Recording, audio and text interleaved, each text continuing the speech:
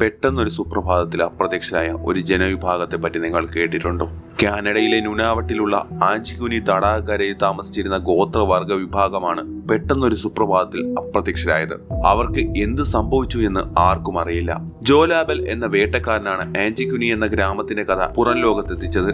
Canada, Alaska എന്നീ മേഖലകളിൽ താമസിക്കുന്ന ഗോത്രവർഗ വിഭാഗമാണ് ഇന്യൂയിറ്റ്. ഇവർ അധിവസിച്ചിരുന്ന കൊച്ചു ഗ്രാമമാണ് ആഞ്ചിക്കുനി. കനേഡിയൻ വേട്ടക്കാരനായ ജോ ലാബൽ തന്റെ യാത്രക്കിടയിൽ പലതവണ ഈ ഗ്രാമം സന്ദർശിച്ചിരുന്നു.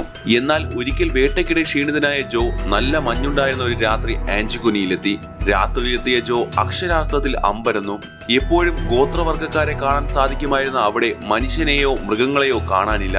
വീടുകളിൽ ഭക്ഷണ സാമഗ്രികൾ, വസ്ത്രങ്ങൾ, വന്യമൃഗങ്ങളെ വേട്ടയാടാൻ ഉപയോഗിച്ചിരുന്ന റൈഫിളുകൾ തുടങ്ങിയവയെല്ലാം അതത് സ്ഥാനത്ത് തന്നെ ഉണ്ടായിരുന്നു. എന്നാൽ അവിടെങ്ങും ഒരു കാൽപ്പാട് പോലും കണ്ടെത്താനായില്ല. വിവരമറിഞ്ഞ് പോലീസ് എത്തി അന്വേഷിച്ചെങ്കിലും അവർക്കും യാതൊരു വിവരവും ലഭിച്ചില്ല. എന്നാൽ ഞെട്ടിക്കുന്ന ഒരു കാര്യം പോലീസിന്റെ ശ്രദ്ധയിൽപ്പെട്ടു.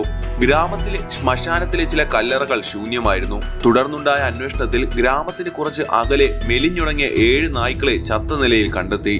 അന്നേ ദിവസം ആഞ്ചിക്കുനി ഗ്രാമത്തിൽ ഒരു നീല വെളിച്ചം കണ്ടുവെന്നും അത് പിന്നീട് ഇരുട്ടിലേക്ക് മറഞ്ഞെന്നും അടുത്ത ഗ്രാമത്തിലുള്ള ചിലർ പറയുകയുണ്ടായി. ഏകദേശം 30 പേരാണ് ഗ്രാമത്തിൽ നിന്ന് കാണാതായത്. എന്നാൽ 2000 പേരാണ് അപ്രത്യക്ഷമായതെന്നും വാദങ്ങൾ നിലനിൽക്കുന്നുണ്ട്. ഇതെല്ലാം കെട്ടുകഥകൾ മാത്രമാണെന്ന് വിശ്വസിക്കുന്നവരുമുണ്ട്. എല്ലാം ജോയുടെ സൃഷ്ടിയാണെന്നാണ് അവർ വാദിക്കുന്നത്. ആഞ്ചിക്കുനി ഗ്രാമത്തിൽ ഗവേഷണങ്ങൾ നടത്തിയ പലരും ജോയുടെ വാദത്തെ തള്ളുകയാണ് ചെയ്തത്. എന്നാൽ ഇതിനു പിന്നിലെ യഥാർത്ഥ സത്യാവസ്ഥ എന്തെന്ന ചോദ്യത്തിന് ഇന്നും ഉത്തരം കിട്ടാതെ തുടരുന്നു.